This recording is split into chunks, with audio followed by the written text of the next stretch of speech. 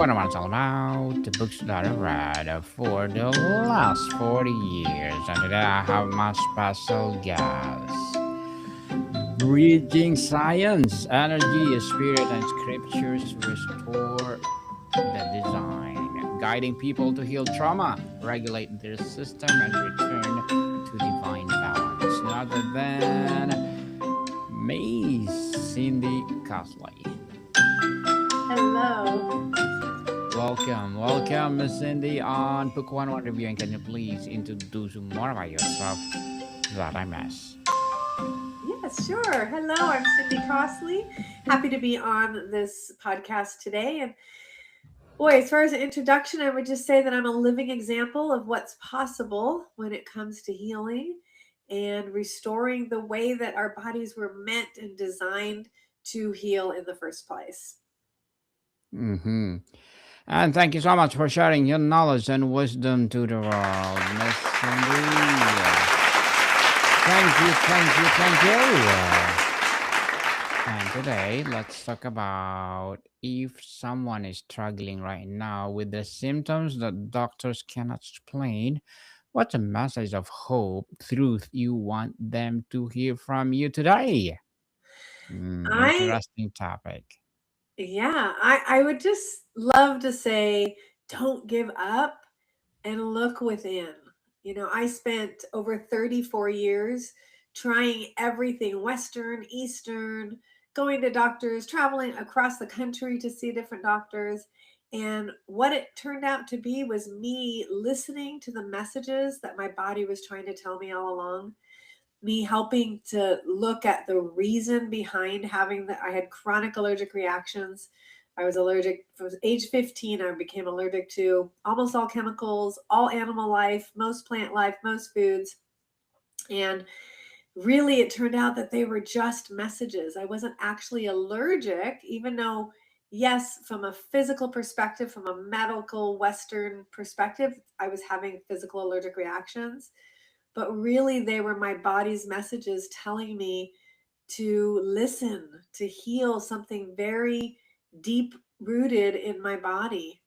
So, if I can give you any hope at all, it's just know that there are reasons behind your symptoms and there are answers, and your body holds those answers. Mm.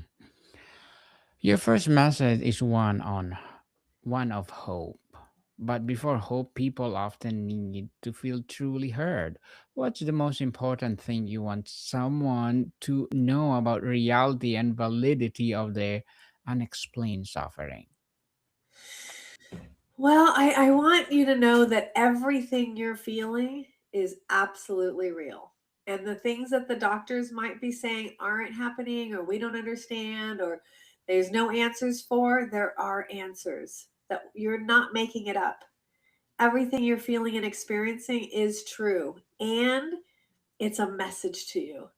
It's a deep rooted message saying, I want you to know something. I want you to hear something. I want you to heal something. Yes, definitely. So many people in this situation report feeling medically gaslit.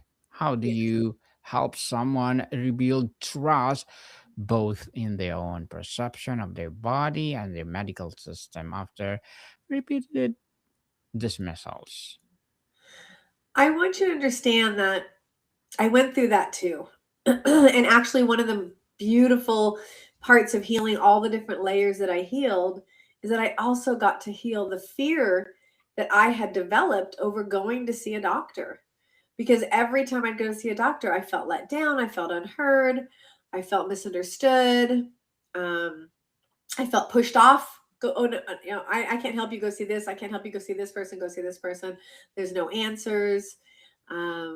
I understand what it feels like to worry and fear about going to see a doctor. I also have learned that they have their place for you. And what happens when we go through trauma and actually being dismissed continuously from a Western perspective and going to doctors and being dismissed and being ignored and all the things that come along with gaslighting and all of that is a trauma. And when we go through that, our body puts up protective measures. So our body, our minds and brain worked, our brain and body work together to say, oh, it's no longer safe to go see a doctor.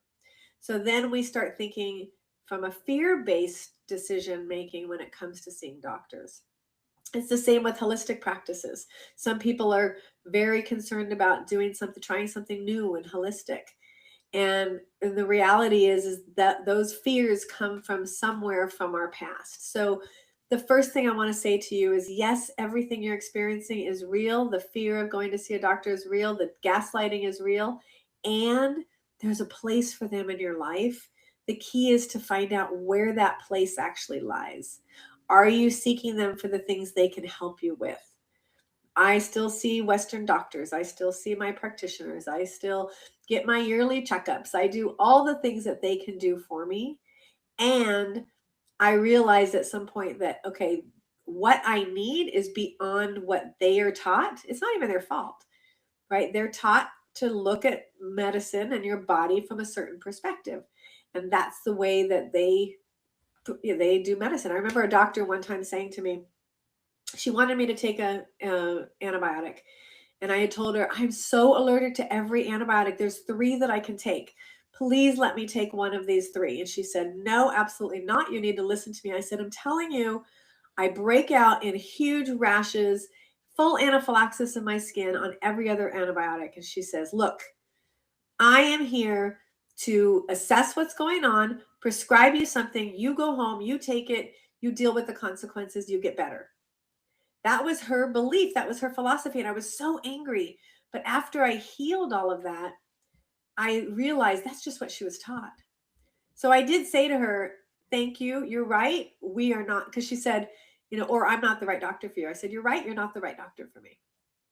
Now, I ended up getting caught up in her fear, and I ended up taking the antibiotics she wanted me to take anyways, because she was telling me that the antibiotics that I was not allergic to were not going to heal the very things that the thing that I needed to heal, which was the bladder infection. I ended up taking it, and guess where I ended? In the emergency room with a full anaphylaxis reaction of the skin. I knew what my body needed. And so then the doctors gave me the antibiotic that I knew I was not allergic to, and I got rid of my bladder infection just fine. So we get to learn to listen to ourselves and know what we need and trust ourselves and be our own best advocate. And also respect and appreciate what they can do for us at the times that we need them. Very well said, Miss Cindy. So the search of diagnosis can become all-consuming quest. When is Yeah. the time to shift the primary question from "What is this?" to "How do I live well alongside this?" How do I live alongside it? Yes, please. Wow, that's an interesting question because I lived alongside my illness for 34 years, and I know now that if I had just stopped to listen 30 years ago, 32 years ago, 33 years ago, I would not have suffered all those years. So, I'd say yes, there's beautiful coping mechanisms. Our nervous system is wired to protect us. So much of our physical ailments are from trauma, from chronic stress. Not all of them. Some are from physical, things. There's definitely a wide variety of reasons for our reactions and our, challenges that we have. And so the key is to really understand what is that underlying factor as we're living side by side with it. But don't just, what's the word I want to use? Don't normalize it. I normalized my symptoms and lived side by side with them for 34 years.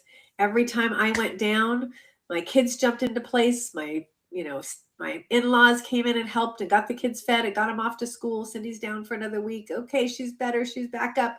Let's keep going. I did this dance for 34 years, normalizing my symptoms when all along my body was trying to say, hear me, know me, feel me, address me, love me.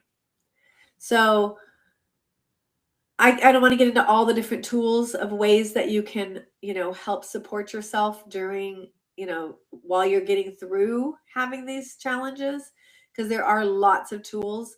The thing that I really want to impress is as you're getting through it, like for instance, if you're meditating or you are, doing tapping or, going to therapists, all of these are beneficial and helpful. And the moment you're put back into that place where your body's re-triggered from something that happened to you in the past, the moment those symptoms pop back up, all that peacefulness goes away. All that peacefulness that you just experienced from whatever it was that you did is just gone. So don't ignore that. There's a reason it keeps coming back, and it's not because your body's failing you. It's not because there's something wrong with you. For 34 years, I just kind of thought of myself as the girl allergic to the world. I used to say I won the allergy lottery, ha ha ha ha. And now I realize that my body was never failing me. My body was talking to me. And so I guess I'm kind of a little opposite in terms of helping you get through it. I want you to grow through it, to understand it, to learn your body and use it as a tool that supports you, that you work together in your healing instead of normalizing the symptoms and just moving through it. Don't normalize the symptom, people. Don't. So, how can someone begin to separate the very real physical symptoms from a secondary layer of anxiety and grief that the medical odyssey itself creates? Yeah. So it's important to remember that when we go through trauma or chronic stress, it actually impacts the body first. We think of trauma, we think of chronic stress as something that affects us mentally, psychologically. But in reality, it impacts us first through the body, through symptoms. The body has survival methods, right? And so the way that it tries to protect you is on a cellular level before it's on a psychological level. And so when you're looking at the different layers, it's important to remember that there's so many layers to when you're healing everything. I look at I call it the 6 frequencies of healing, which is spiritual, energetic, mental, emotional, physical, and behavioral. Every single one of those have its own frequency, its own layers. And when I say frequency, I mean energy behind it. There's behaviors that we take on because of the things that happen to us. There's identities that we take on. I am me. I am the girl allergic to the world, right? It was an identity that I took on. That's part of the mental identity, is part of the mental concept. So there's all these different layers to healing.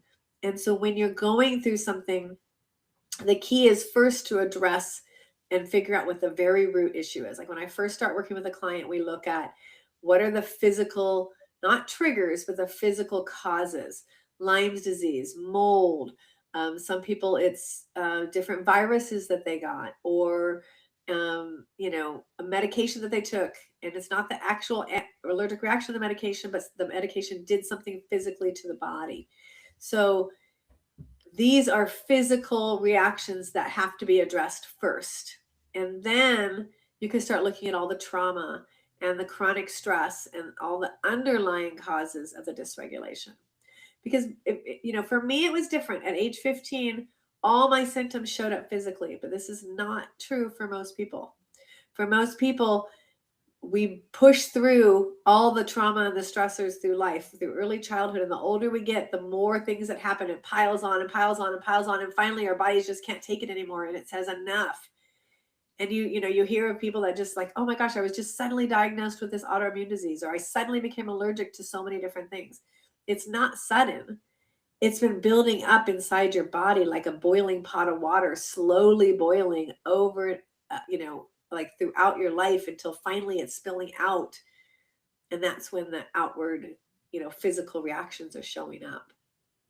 But for most of you, for most people, that physical dysregulation on a cellular level, because cells don't hold memory like our mind does, right? Our brain holds memory like we know, but our cells hold patterns. So the moment something happens to you, your body says, like with me, my body said, oh, these things aren't safe, because it turned out everything I was allergic to was what was in my surroundings during my traumas. So everything I could see, smell, hear, everything in my digestive system, all of that became a threat. And because of the different places that my traumas existed, I became allergic to almost everything. So those were signals that my body, my cells took on to keep me safe at that time. But then I carried those signals into life, and I allowed those signals to continue and to build those patterns of behavior that remained until I went back and healed the cause and then the pattern that came from that specific cause. Does that make sense? Makes sense. Miss Cindy, makes sense. So living with the chronic, unexplained illness can fracture a person's identity. How do you guide someone in piecing together a new sense of self is not centered on being a patient? Yeah, that's a beautiful question. And the reality is we are where we are, right? For years, until I figured out what that underlying cause was, I was this person that had chronic allergic reactions. Every family member, every friend, if I went over to their house, they made sure they vacuumed, they dusted, they got the dogs out of the house. Like I lived, and everybody around me built a lifestyle around my illness. And that was protective at the time. But what happens is when you decide to heal, that it's time to really stop healing this, we get to start peeling away those layers of identities that we've created. And one of those is, I am this chronically ill person. My daughter, in herself, just this last year, really went through a healing process of being raised by a chronically ill mother. That in itself was a trauma to her. These are all real life stuff. There's nothing fake about it. This is real life stuff that we're dealing with. And at the same time, we get to stop and pause and start to realize this doesn't have to be this way long term. Let's look at what some other possible options are. Let's look at why my body is screaming at me so loud. And so it always comes back to acceptance of where we're at now, because we can't fight it. Fighting it, denying it, ignoring it, none of that works. But there is a strong message that your body is trying to tell you through those symptoms. So the key is not to try to stop it or push it away or pretend it doesn't exist, not to fight it, but instead to accept it and to start to turn within and say, okay, I give in to you. What do you want me to know? So, Miss Cindy, tell us, what does being proactive patient or a self-advocate look like in a practical, non-exhausting way during a doctor's appointment when they feel dismissed? Well, I want to think back to times that I went to the doctors. And the truth is, when we're in that place that we're facing that dismissal, we're not being heard, our cortisol levels are probably pumping, right? I used to have to take somebody with me to the doctors because I couldn't think clearly. I got to the point that the adrenal fatigue was so severe because my stress would go up so high with every doctor's appointment that the cortisol, my body would release a ton of cortisol and I could not think clearly. So I couldn't ask the right questions. I couldn't advocate for myself. So the first key to advocating for yourself is really looking ahead at and thinking, okay, this is going to be an appointment that I may struggle at. I need to bring somebody with me. And then the other step is writing down notes, questions. If you can't bring somebody with you, because not everybody can, if you can't bring somebody with you, write notes. Write notes, write the questions that you want to ask when your mind is clear, when you're not in that high state of stress. Ask the right questions. I remember when I was kind of through a big portion of my healing process, but not completely done yet. And my husband and I talked about just going to see a mast cell specialist at a very well known mast cell hospital. And I said, you know what? Yeah, let me just go. I want to hear what they have to say. So I had all the rashes that I'd been dealing with for years were gone, But that morning I broke out in a rash again. And I knew it was my body's fear of going to a doctor. This is when I knew I had to heal my fear around seeing doctors. So when I got to the doctor's office, I explained this lifelong, pattern of rashes throughout my life. And they saw my rashes and I said, "No, you don't understand. I did not have these yesterday. This is from today. This is because I'm here now and I have all this fear and worry." And they would not hear me out. And I could feel my body shifting into high stress. And I wish that I had brought somebody with me in that moment, because I went from walking in strong and confident and excited about my healing journey and how much I've healed and how very little my body was responding, to knowing that I had these rashes and them questioning me and denying me, saying that there's no way that I could be healing the way that I'm healing. And she actually said to me, "Cindy, it's time to get real. It's time to focus on quality of life." And I'm like, she's giving up on me. She wanted me to come every other week. It's a couple hours away. And she wanted me to come every other week for the rest of my life to get this shot. And basically she was just like, this is all you got. This is all we got for you. Right. Yeah. And I said, "You don't understand. This was not here today." And so she couldn't hear me. So going back to how do we advocate? I could not advocate for myself in that moment. I tried in the beginning, and then I just surrendered and gave up, and I cried and I cried, and I left her office completely defeated. Even though I knew I was on the right healing path, I was doing the right things, my body was hardly responsive anymore. I still, that old trigger of being at a doctor's office and not being heard came back, and it showed up in these form of rashes. So when it comes to advocating, it's all about pre-work, before you go to a doctor, before you show up, because you don't know how your body's going to respond.